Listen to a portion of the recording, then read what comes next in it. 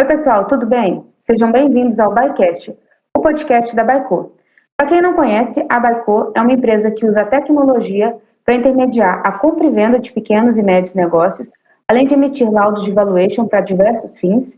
E neste podcast, que é o BaiCast, nós vamos falar de empreendedorismo, inovação, assuntos de M&A, que são fusões e aquisições, métodos e metodologias aplicadas a diversos fins do nosso laudo de valuation, e alguns mercados em específico, alguns mercados que trazem aí grandes dúvidas para o pessoal, como que o mercado está reagindo, como que o mercado está portando. Para quem não me conhece, eu sou a Rafa Rossi, sou cofundadora da Baico, e hoje vou falar com alguns diversos empresários para a gente fazer a estreia aqui do nosso podcast, que é o BaiCast. Para quem não sabe, então, queria que vocês seguissem nesse link aqui embaixo um pouquinho e conhecessem mais também sobre o nosso site, que é o www.baico.com.br. Lá vocês vão ter vários conteúdos, várias coisas trazidas sobre o nosso tema de valuation e fusões e aquisições. E para a gente dar start aqui no nosso BaiCast, hoje a gente dá boas-vindas para o nosso empresário, que é o Douglas da Mancilha. A Mancilha é uma construtora no estado de São Paulo e passou por um processo de preparação de venda, então ele entendeu quanto que a empresa dele valia, e a gente vai começar agora a entender de fato o que é o bastidor de um processo de fusão e aquisição, para a gente começar a desmistificar um pouco desse tema e começar a entender um pouquinho melhor. Um ponto então, pessoal, gostaria que vocês ativassem o sininho aqui embaixo e começassem a seguir o BaiCast, que a gente vai ter muito conteúdo legal relacionado então a fusões e aquisições, valuation, falar um pouquinho dessa parte de inovação, de novos mercados e compartilhar com esse imenso público do empreendedorismo coisas que são atreladas a nós. Bem, Douglas, queria então te dar boas-vindas, te parabenizar aí por essa jornada, né? E como que vai ser rico você estar compartilhando com o nosso pessoal, como que foi aí o seu viés.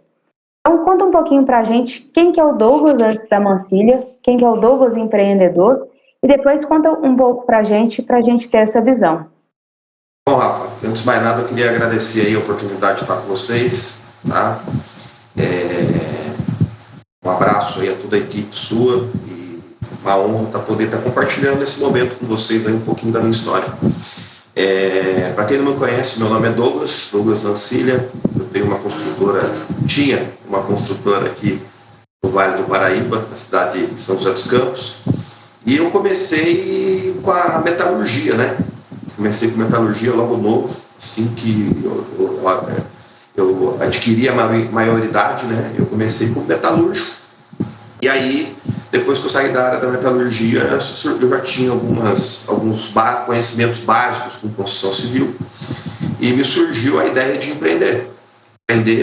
Eu confesso para você que quando eu entrei na área da construção civil não foi por amor, foi por dor, né? Necessidade, porque eu entrei na construção civil para poder gerar renda para minha família, para que eu pudesse sustentar minha família, minha filha e assim por diante. E quando eu entrei, isso na construção civil, né? Isso na construção civil. E tem quanto tempo mais ou menos que você começou na construção civil? Só para a gente fazer um mapa aqui de histórico. 10 anos. Há 10 anos atrás você começou a ter contato com a construção civil, com a parte mais operacional mesmo. Aí digo mais raiz, né? Eu já tinha contato antes com a construção civil, só que algo assim mais forte mesmo foi com 10 anos atrás. E aí eu comecei devagar, comecei ajudando meu tio, né? Eu virava literalmente concreto para ele. Eu era um ajudante de obra e ele já era um homem aí dos seus 35 anos de experiência na área da construção civil. Eu fui ajudando ele, virando concreto. E no meio desse processo aí eu descobri que eu não queria ficar a vida inteira virando concreto, né? Para mim, naquele momento, não era o que eu queria continuar fazendo uma vida inteira. E compartilha com a gente aqui, Douglas, o que te incomodou para você chegar nessa decisão de falar assim, é uma decisão não querer mais virar concreto? O que foi esse algo que você falou assim, eu posso ir mais além, é algo que... Na verdade, naquele momento que ardia em mim, não é nem o fato do trabalho em si. Eu sabia que eu podia mais do que, propriamente dito, ajudar meu tio a virar no concreto. Dentro de mim tinha uma chama dentro de mim fala, cara, você pode muito mais, você pode chegar mais longe, você pode ter muito mais retorno. Por que eu entendi isso? Por que essa chama acendeu em mim? Porque eu estava virando concreto e eu via formas da gente evoluir o nosso trabalho estando virando concreto. Então eu falava assim, cara, a gente pode conseguir serviços melhores, a gente pode trabalhar de forma melhor. E eu ficava frustrado porque estava tudo dentro da minha mente e eu estava virando concreto ali. E aí eu falava assim, uma das formas de eu conseguir cobrar um valor maior pelo meu trabalho é agregando valor para o nosso trabalho. Foi aonde eu virei e falei para o meu tio, você não acha que se a gente cobra R$1.000 num serviço, com essa qualidade que a gente executa, se a gente comprar um uniforme, a gente vai poder cobrar R$1.500, porque a gente vai estar o uniforme da empresa, vai gerar autoridade e credibilidade. É melhor do que eu chegar com uma regata, com uma camisa regata na obra, não vai gerar tanta credibilidade e autoridade, por mais que eu seja o melhor profissional do mundo, não gera. Mesmo eu sendo um pedreiro, um ajudante, não vai gerar essa qualidade, essa autoridade. O que você acha da gente comprar um uniforme e fazer um uniforme? E aí a gente fez o uniforme. O que você acha agora da gente poder comprar umas ferramentas melhores, uma maquita nova, a gente comprar e se estruturar, a gente adesivar o carro, né? Ele tinha uma Ipanema cinza, bem velhinha. O que você acha da gente adesivar esse carro? E aí a gente começou a investir na empresa. Qual que era o tamanho da empresa antes dessa sua visão, mesmo sendo uma empresa familiar que não era o seu business, mas quando você começou a trabalhar lá como virando concreto, era um negócio de qual porte? Era um porte assim que eu conseguia tirar R$1.200 para mim e R$1.200 para ele. Nossa, eram vocês dois só o negócio? Era só nós dois.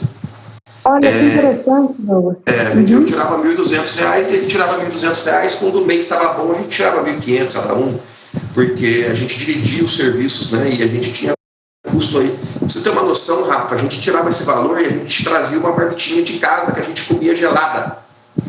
Aí, quando melhorou a grana, a gente comprou um richozinho que a gente colocava álcool, acendia para poder esquentar a marmita e ela não quentinha, ficar quentinha. Eu lembro até momentos assim que a gente estava comendo e eu dividia. Ele tinha uma linguiça, eu tinha um ovo, nós cortávamos no meio, dividia, trocava. Então assim, porque eu não tinha recurso para poder naquele momento estar fazendo nada. E tudo que a gente foi fazendo, eu lembro até hoje que a minha mulher ficou muito brava comigo, porque se eu fosse comprar a camisa, eu tinha que fazer um pedido mínimo de 20 camisas, né? E esse pedido mínimo custou R$550.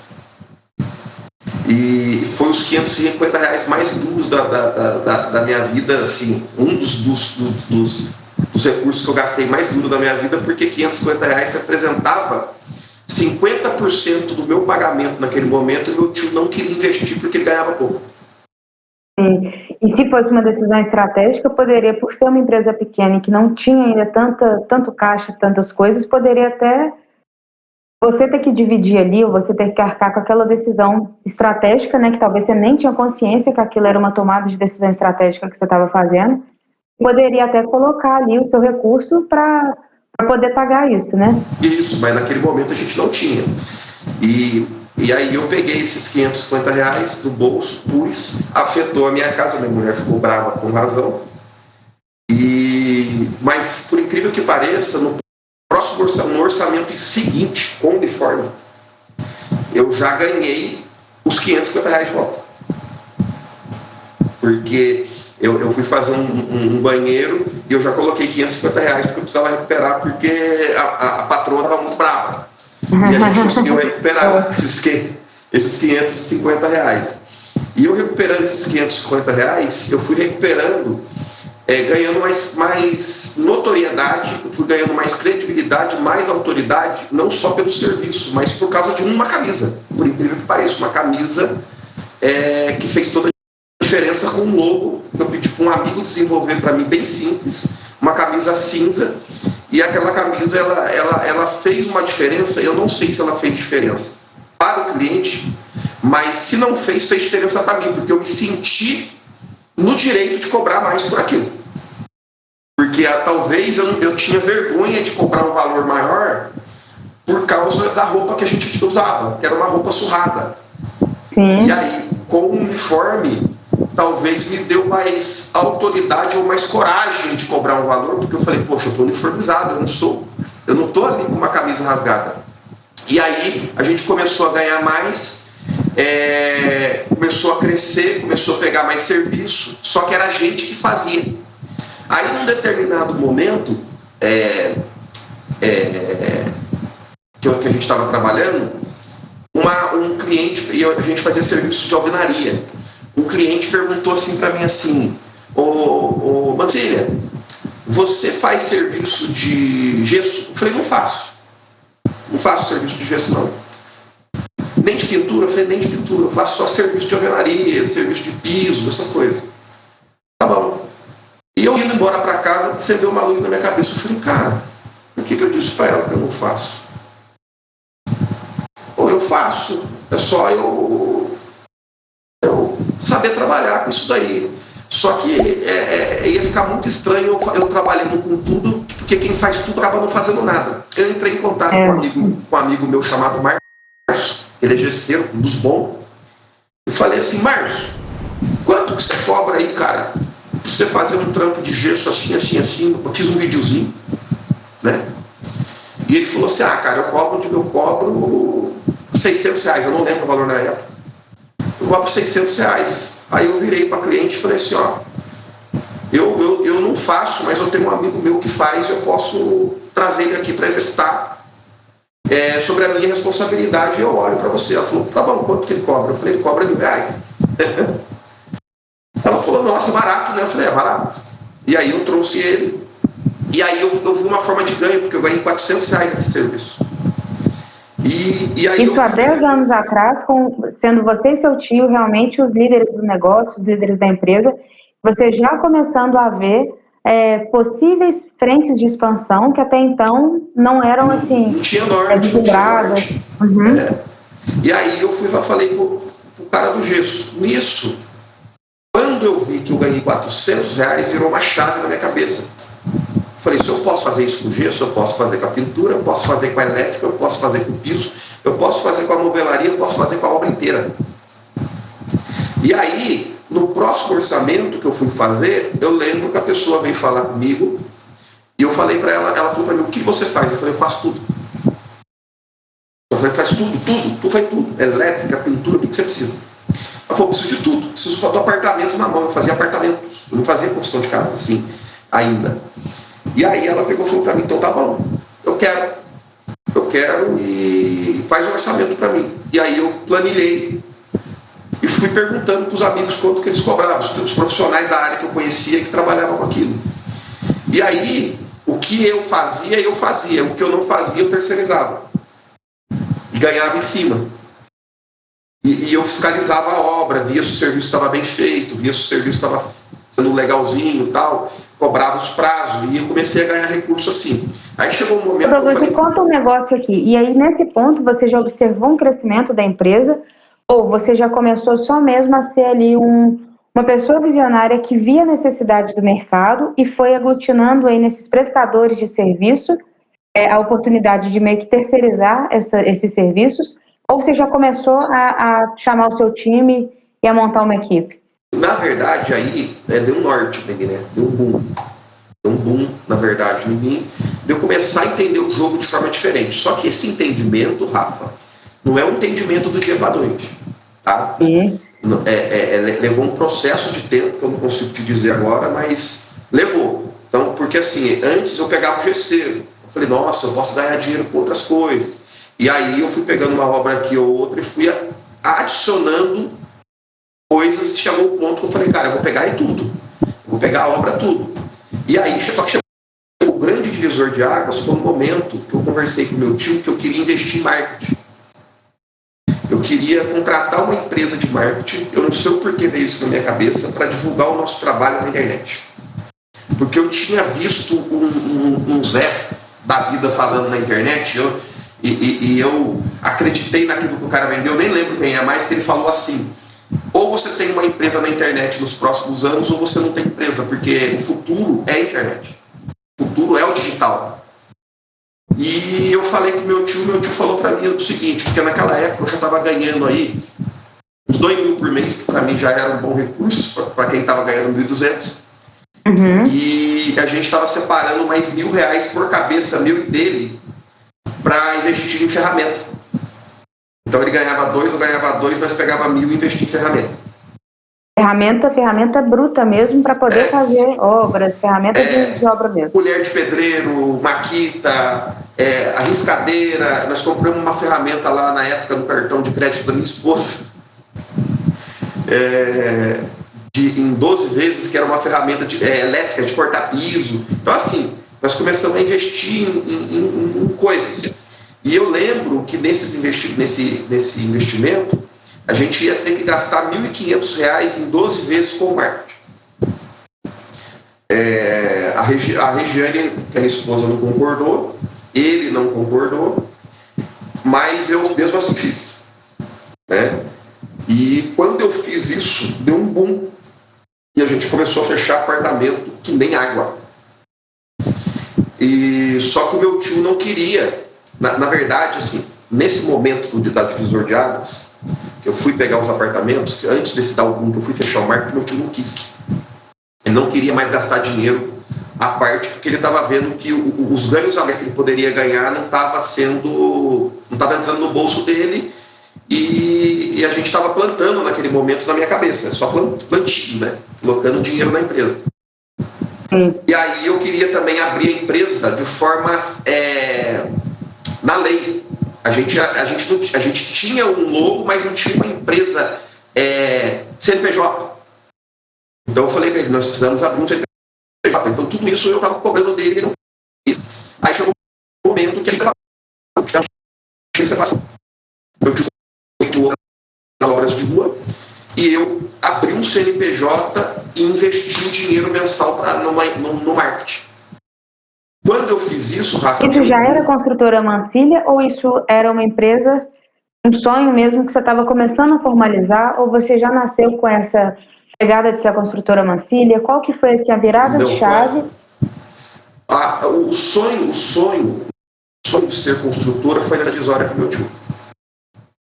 Porque e na divisão, você nunca imaginou que era um valuation, cada um seguiu sua vida, né? Aí ele foi tocar o negócio dele e você foi tocar o seu. Eu nem imaginava que existia.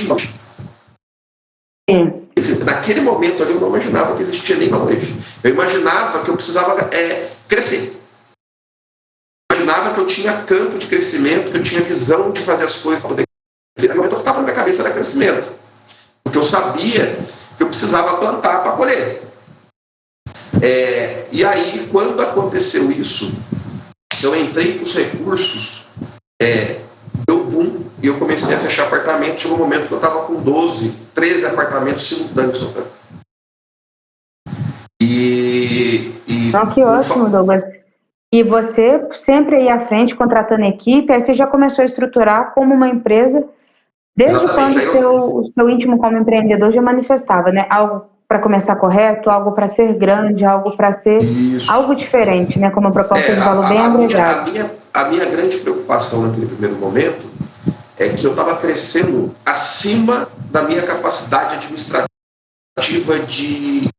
da parte burocrática da empresa.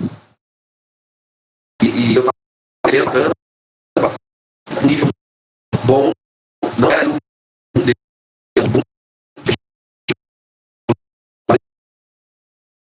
cresceu suficientemente, só que eu não tinha vantagem de conhecimento da parte administrativa o suficiente para ver aquilo que permitia a nota, como enquadrar a empresa, se ela vai ser simples nacional, se ela vai ser lucro presumido. Eu não tinha noção de nada, Rafa. E aí eu contratei uma moça que veio para a empresa para organizar isso. E ela veio, organizou a casa, começou a mexer na parte burocrática da empresa, começou a organizar a empresa, e o meu faturamento começou a crescer, até de repente a gente fez de apartamento para casa. A gente fez a mudança, a gente largou os apartamentos e começou a construir. Aí,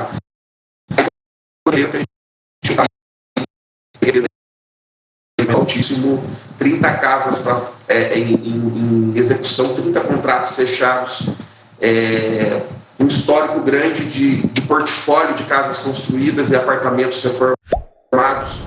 E isso foi há quanto tempo atrás? A gente está falando de 5 anos, de... Boom! Isso, do boom mesmo, que aí você já entendeu o modelo de negócio e falou assim, esse é o negócio, vamos parar de reformar apartamento e realmente colocar a Mancília como... O boom mesmo começou há 3 anos atrás. Há 3 anos, então, você posicionou a Mancília como uma construtora.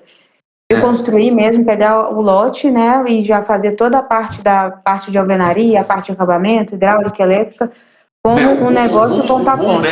Esse boom dela, ele veio de fases, porque ela deu uma subida, alinhou, nós organizamos, porque todo crescimento gera uma desorganização, eu percebi isso na pele. Porque eu vinha igual um reloginho, organizadinho, de repente eu me via bagunçado. Eu falava, cara, eu tô perdido. Aí eu parava, me organizava, parava no sentido, parando em movimento, né? Organizava a casa, deixava toda a equipe estruturada, deixava tudo redondinho. Aí nós dava outra subida, e assim foi. E esse último ano, que foi o ano da renda da empresa, foi o melhor ano de todos. Inclusive foi o ano que eu te conheci, que a gente fez um network lá no nosso treinamento que a gente fez em São Paulo, na Alphaville. E aí eu conheci mais a fundo sobre o que é o valuation. Fizemos a contratação da empresa Baicoop, fomos muito bem atendidos, fizemos a avaliação da empresa. Eu fiquei surpreendido porque eu achava que não valia aquilo.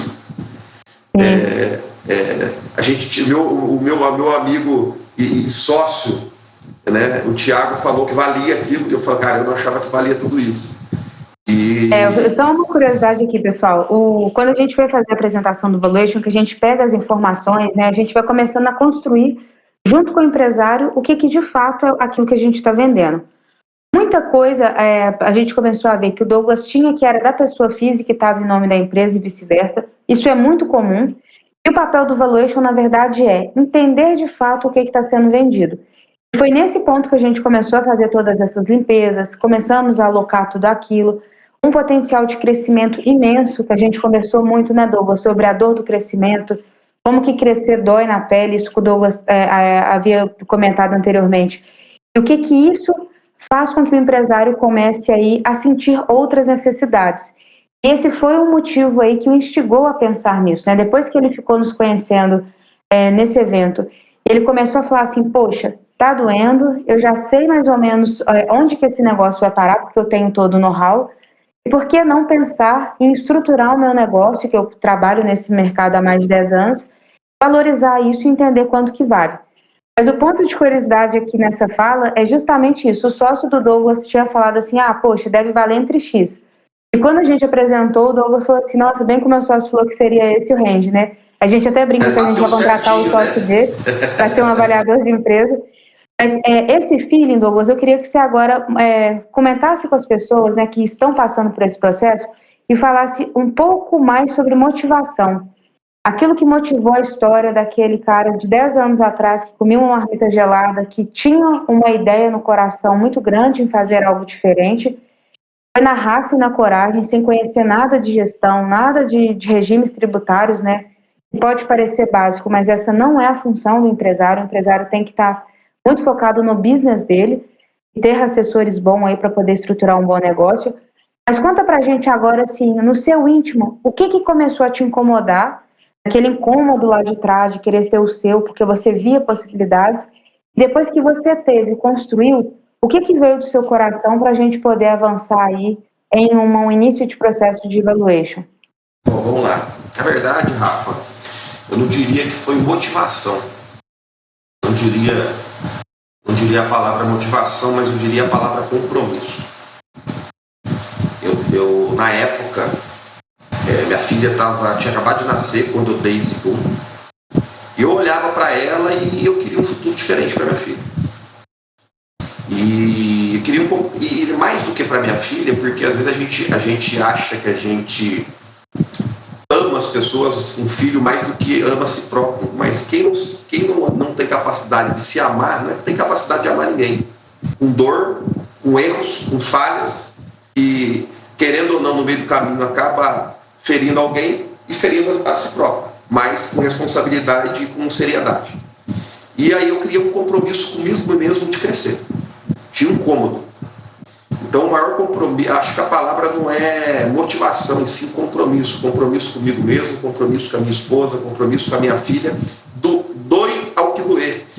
Então, teve momentos que o pessoal estava dormindo, era sábado à noite, chovendo, a minha filha em casa com a minha esposa e eu correndo fazendo orçamento. Então, o seu fator motivacional, além do compromisso, foi justamente mudar de fase de vida. Você chegou no nível financeiro, já tinha dado legal, você bateu o seu sonho. Porque eu falei assim, cara, se eu parar para fazer tudo isso que está na minha cabeça, o que vai acontecer? Vai mudar, eu vou mudar de vida. Se eu parar para fazer tudo isso que eu tenho de ideia aqui, porque o ser humano, o que mais tem é ideia na cabeça. O que muda é fazer e não fazer, só isso. Todo mundo tem coisa boa na cabeça, todo mundo sabe de uma certa forma, Rafa, um caminho assim para poder executar. Todo mundo sabe que tem que acordar cedo, todo mundo sabe que tem que trabalhar mais do que o normal um empreendedor, todo mundo sabe que o sábado e domingo muitas vezes não existe para o empreendedor. Isso a gente não precisa aprender na faculdade, é unânime, todo mundo sabe disso. Mas, e executar? Todo mundo sabe que o empreendedor tem que estudar sempre, não pode parar de estudar, não pode parar de procurar conteúdo. Todo mundo sabe, isso é beabá. A minha filha de 8 anos, ela sabe que precisa estudar, que precisa romper o normal da média, que é de segunda a sexta, das 8 às 18. E aí, eu falei assim, se eu parar para executar tudo isso que está na minha cabeça, aonde eu vou parar? Eu acho que eu vou conseguir sucesso, eu vou pagar para ver. Foi o que eu fiz. E aí eu comecei a trabalhar, comecei a executar. Teve momentos que eu chegava em casa, minha esposa ia para o trabalho para poder virar à noite, e eu punha minha filha para dormir e eu passava a noite estudando, porque eu tinha conteúdos da construção civil que eu não sabia que eu precisava estudar.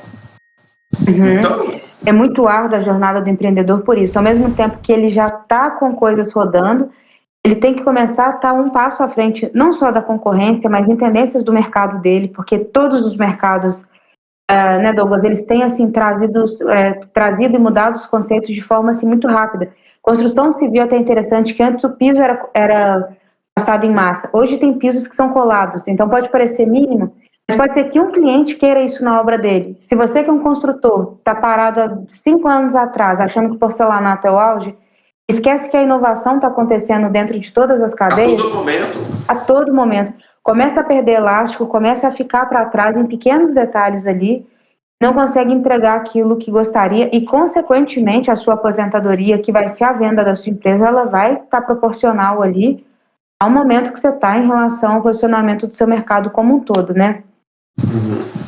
E aí, Rafa, quando a gente chegou nessa etapa que eu falei para você do crescimento, eu notava que cada nível que eu subia era um salão desconhecido. Eu falava, cara, eu subi de nível, mas eu não sei andar nesse nível e eu preciso buscar conhecimento para me adaptar a esse novo nível. E foi isso que eu fui fazendo. Eu fui estudando, fui me adaptando, fui crescendo, fui estudando, até chegou o momento que eu falei para você que eu te conheci e eu descobri que era possível vender uma empresa, só que não era abrir a boca para venda. Você precisava estruturar a empresa para que ela se tornasse uma organização apta a ser vendida, que é a grande questão. Porque a grande questão. Não é só vender a empresa, porque vender é a coisa mais fácil, talvez, do jogo. Mas ela está em condições de ser vendida, que é a questão. O imposto está em dia, a contabilidade está ok, né? A empresa está dando lucro, ela é lucrativa, e se ela é lucrativa, você consegue comprovar isso de forma fiscal ali dentro da contabilidade que ela é lucrativa, porque às vezes a empresa é lucrativa, mas você não consegue pôr isso no papel. Então, assim, todo esse processo, ele demandou um tempo. Demanda um tempo, e uma coisa que você percebeu também, Douglas, é o fato de o empresário estar alinhado ao discurso daqueles números. Porque, por exemplo, você tinha, né, você tem consciência que você ainda tem muita energia, você está no ápice do mercado em questão de pontos de melhoria, de inovações que estão vindo para o setor da construção civil, e essa sua postura, que você trouxe uma autoridade muito grande em relação ao seu mercado, em relação à sua empresa, e pode parecer muito básico, pessoal, mas nem todo empresário tem essa postura que ela é fundamental para a gente conseguir conciliar o número com o discurso. Porque pegar, jogar e criar números é muito fácil, a gente pode criar sozinho, sem até ter conhecimento de vocês, fazer o valuation de uma empresa. Mas o que difere foi justamente isso, não é o quanto vale o seu negócio, mas como fazer com que o dinheiro que você tem ali preso dentro de um laudo de valuation se torne de fato algo que vai para a sua conta corrente e consiga mudar você de fase ou da vida pessoal ou da vida da empresa. E é nesse ponto, Douglas, que eu queria que você compartilhasse o que você mais teve de desafio em um processo como esse. O que você falou assim, poxa, agora eu vou ter que fazer o Douglas de novo, subir outro degrauzinho ali, mudar de nível, ir para outro salão ali, entender coisas que ele jamais imaginava que existisse, e realmente te tirou da zona de conforto, mas que quando você colocou consciência naquele processo, você conseguiu lá na frente palpar, né, fazer com que aquilo se tornasse aí uma remuneração, um contexto mesmo da sua entrega, né, como empresário. Vamos lá. A grande questão é que a construção civil, por incrível que pareça, ela não é ela é um caminho meio que sem volta. Um caminho sem volta porque você tem três opções na construção civil dentro da minha forma de ver. Você tem o caminho da demissão, da falência. Você tem o caminho da falência, você tem o caminho da venda. Você não tem o caminho, na verdade são dois caminhos, da falência e da venda. Você não tem o caminho de parar.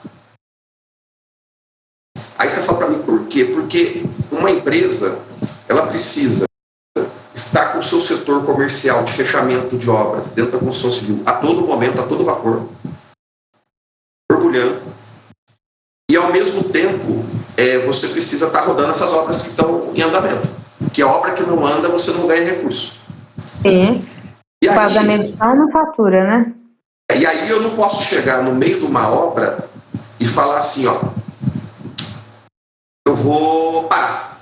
Você pode ter problema jurídico, de processo, você pode ter problema porque o cliente fica chateado porque você parou a obra dele no meio. Então, só que ao mesmo tempo, se eu for terminar a obra dele com a estrutura que eu tenho e com o ganho que eu estou recebendo dele, eu não consigo. Porque eu vou ter que parar de fechar contrato e conduzir as obras até o fim, num determinado ponto, com a estrutura de um monte de obra. Eu não posso. Então a máquina acaba sucumbindo. Então eu, dentro da minha forma de ver, e eu posso estar errado, viu, Rafa? É minha forma pessoal de ver. Construção civil é o seguinte, ou você quebra ou você vende. Não tem como você parar uma construtora. Porque ela é um Boeing gigante de milhões que precisa ser muito bem cuidado. E eu pensando nisso, eu cheguei a uma conclusão. Quebrar eu não vou. Porque eu não levantei isso para quebrar. Ou eu vendo, ou eu continuo. Eu não quero tocar isso pro resto da vida. Não porque isso é ruim, é porque eu não quero mesmo. Eu quero ter mais qualidade de vida porque eu ralei para chegar até aqui, caramba. E aí eu falei assim, puta, mano, eu vou vender. Eu vou preparar essa empresa para vender. E aí veio a parte árdua, que é preparar a empresa para vender, mas porque na minha cabeça era um monte de coisa que eu teria que fazer. Mas só que eu precisava antecipar isso. Porque se eu fosse preparar por mim só, Rafa, eu conseguiria. Só que eu levaria 10 anos. Quando eu contratei a sua empresa, você reduziu isso para meses. Você reduziu isso para menos de um ano. Por causa do conhecimento vasto que vocês têm de poder me orientar quanto ao que eu deveria fazer, quais as informações que eu precisava passar para você, e deixou a empresa redondinha para poder fazer o valuation e para poder vender ela. Ótimo. E esse é um ponto que realmente ele requer essa curva de aprendizado. Até o empresário chegar nesse ponto, ele realmente pode bater a cabeça de 2, 3 anos, até ele entender a importância, né, de ter alguém que consiga traduzir tudo que ele fez ao longo dessa história de construção dele, até como que o mercado vai ver o negócio dele, que são coisas bem diferentes, né? E a autoridade é algo que a gente cria com credibilidade e visibilidade. E você já tinha esse ímpeto aí de ser uma pessoa com autoridade nessa parte da construção civil, que foi há 10 anos atrás, como você relatou. Então, o que você quis fazer naquele momento foi nada mais trazer o conceito da autoridade, né, de forma explícita, que foi gerar visibilidade do seu negócio, ao mesmo tempo credibilidade, né, que vai ser o contexto da sua entrega e o contexto de tudo que você faz. Uma coisa muito até bacana nisso daí, Rafa, é que assim, ó, onde que eu vejo no erro aí? Não basta você ter um trabalho bom, tá? Porque às vezes a pessoa ela tem autoridade de um trabalho bem executado, mas ela não tem a autoridade do trabalho bem apresentado. São coisas bem diferentes. Bem diferentes. E a gente busca aí essa experiência que você teve há 10 anos atrás, um simples uniforme, que era um modo de você mostrar autoridade, e a gente resgata isso para 2021, que foi o ato da avaliação e da venda da empresa. Da mesma forma, você queria criar autoridade para se portar como empresário, estava vendendo algo que valia milhões com autoridade, porque você precisava ser visível da forma certa e ser credível da forma certa. Porque só o Douglas naquele momento não conseguia, né? Ele já era o líder da Mancilha Construtora, então era outros pontos aí que precisavam de autoridade. Uma das coisas que gerou essa autoridade foi falar Baicô. Sim. Porque como que você chegou nesse valor? Para você querer vender por esse valor? Eu cheguei da minha cabeça. Eu tenho expertise para construção civil, não tenho expertise para avaliar uma empresa. Não, eu contratei a Baicô. Ela é qualificada, preparada para poder fazer o valuation e poder fazer a venda dessa empresa. Fazer toda a intermediação de negociação de um patrimônio de uma empresa que vale milhões. Então, assim, isso gera autoridade porque tem alguém que sabe fazer esse jogo do meio.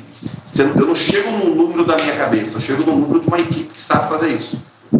Sim. Como qualquer processo, o meio de campo ele tem que existir, né? E é justamente nesse ponto que a gente entra, pegando empresários de sucesso como o Douglas, mas que já tem aí esse nível de consciência muito claro, pessoal. É uma coisa muito importante, até quero perguntar aqui para vocês, se vocês puderem escrever, quanto que vocês acham que vale o negócio de vocês? É algo que é apenas o comecinho de um M&A de sucesso, que foi o que a gente conseguiu concluir com o processo do Douglas, da construtora Mancilha. Porque são várias etapas, processo árduo, e a gente finaliza na parte mais chata, né, Douglas? E para a gente que é muito prático, que é a parte de contrato. É uma parte muito densa, que ficam advogados ali fazendo todos esses ajustes, né? Embora a gente acompanhe vocês até o final, até a parte jurídica, essa parte é uma parte que requer uma resiliência muito de inteligência pessoal, né, Douglas? Que vai pedindo ali muita paciência, muita atenção. E por fim, você já está rodando obra, tendo que dar aquela mesma condição para o seu funcionário, para a sua equipe estar gerindo. Você não pode parar de vender, porque até então o negócio ainda não aconteceu. E ao mesmo tempo começa a drenar uma energia sua para coisas que não é o seu negócio, que é a parte jurídica, que é densa, a parte de puxar ali detalhes e ajustes para a gente finalizar. Esse é um ponto que o Douglas também compartilhou muito com a gente, com grandes aprendizados, que foi justamente essa resiliência, né? Essa inteligência pessoal e essa postura que o Douglas é um dos poucos empreendedores que a gente tem hoje, que conseguimos concluir, que tiveram esse tato para cuidar, esse tato para entender onde que a energia vai ter que ser drenada e qual etapa. É justamente nesse dreno de energia, Douglas, que eu queria que você trouxesse aí o exemplo de como que tem que ser canalizado nos processos, que é muito diferente. No início a gente só trata de número, no meio a gente só trata ali de negociação, de possíveis compradores, e no final eu preciso mudar a sua chave muito rápido, que eu precise que o Douglas analítico entre em cena, que é o Douglas que vai ler contrato, vai ficar naquelas reuniões mais densas, né?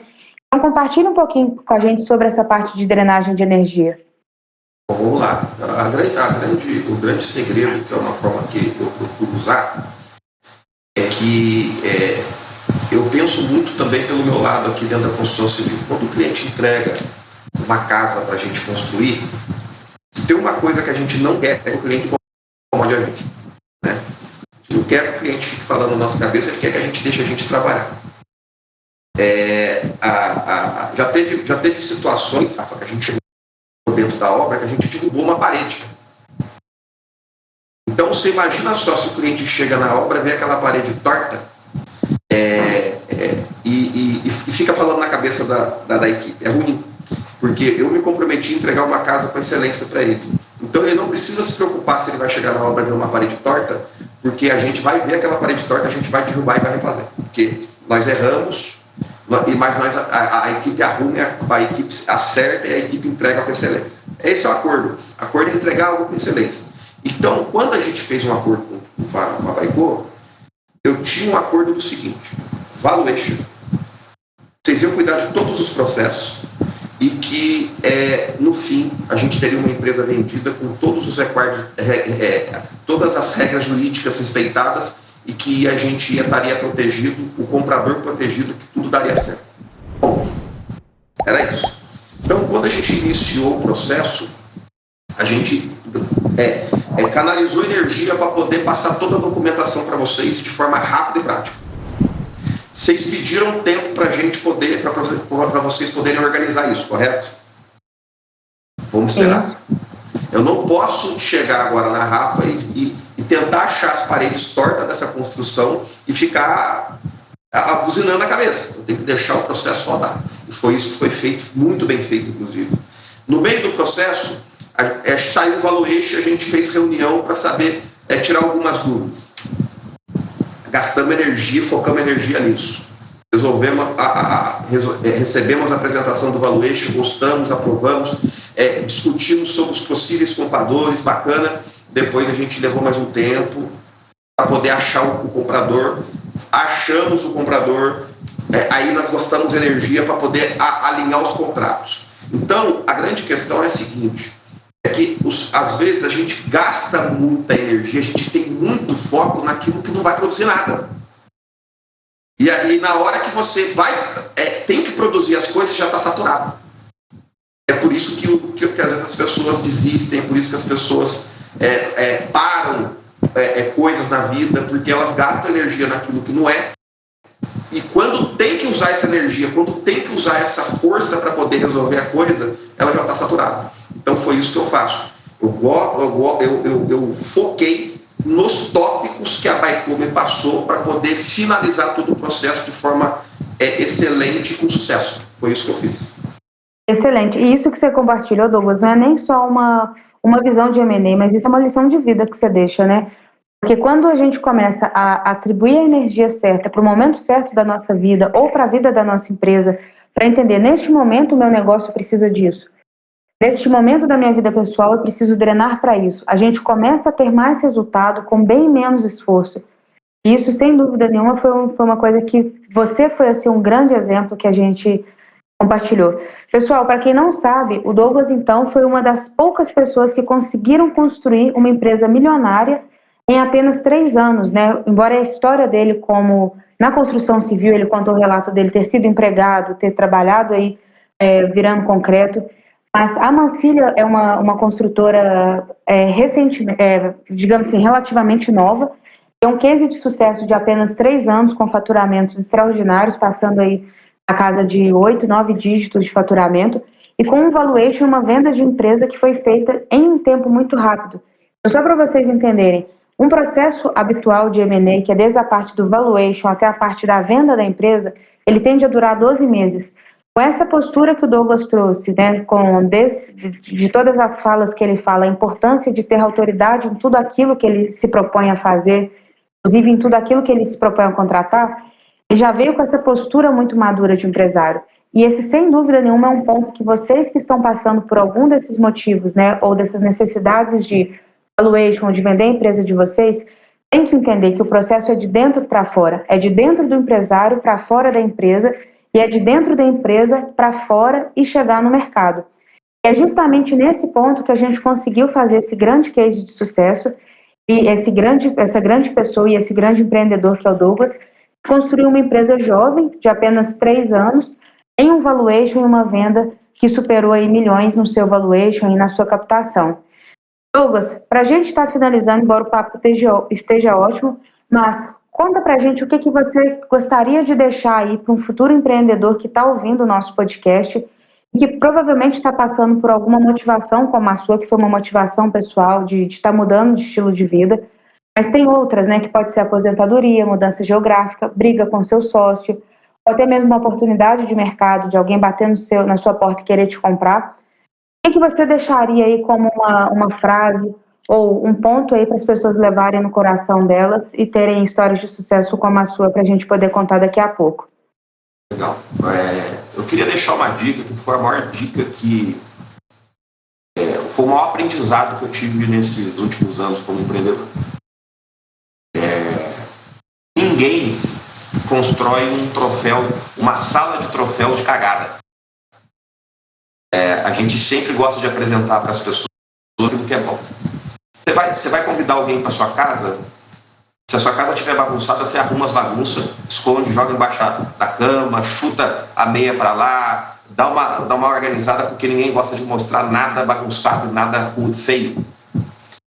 E na vida do empreendedor, nós temos o hábito, ainda mais hoje no digital, ver tudo lindo na vida do empreendedor. Carrão, casona, uma gestão excelente, top, salários em dia, lucratividade, tudo dando certo, né? O cachorro latindo bonito dentro da casa, a gente vê só coisa linda. E a maior dica que eu queria dar para você é o seguinte: você vai errar. Mas você vai errar muito, falhar muito. Você pode correr risco de você fazer pessoas chorarem no meio do percurso. Você pode chorar muito no meio desse percurso. Vai ter dias que você vai ter R$800 na sua conta com 60 mil na semana para pagar. Foi coisas que já aconteceram comigo nesse processo. Eu fiquei com bastante medo naquele momento. A resiliência, sim. Vai ter momentos que você vai ter 1 milhão na conta, 10 mil para pagar. Mas vai ter momentos que você vai ter 60, 100 mil para pagar com R$800 na conta. Vai ter momentos que você vai tá dando tudo certo, mas vai ter momento que parece que vai estar dando tudo errado. Vai ter momentos que você vai errar muito, você vai falar, cara, como que eu estou errando, como que eu não vi isso?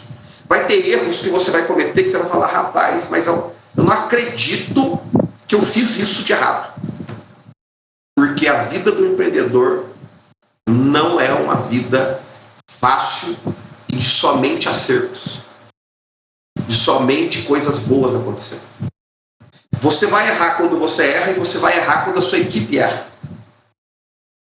Porque quando a sua equipe erra, o mérito é seu, mas quando a sua equipe acerta, também o mérito é seu. No fim das contas, a responsabilidade toda está sobre as suas costas.